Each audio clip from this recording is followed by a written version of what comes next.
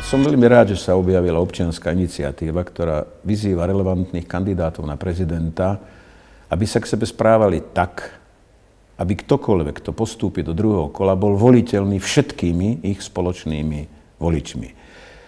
Od začiatku sa snažím vyzývať na verejnosti i v písanou formou, aby sme sa nevymedzovali jeden voči druhému negatívne, aby sme neznechutili tých voličov, ktorí volia iných kandidátov. A chcem na tomto mieste vyhlásiť, že ja to dodržiavam a dodržím to. Je veľmi dôležité, aby sa prezidentom stal demokrat.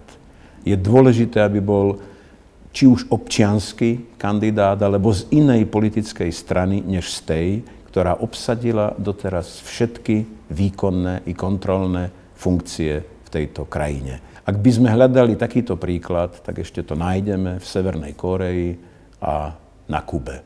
Ale touto cestou som presvedčený, že sa nechceme vydať.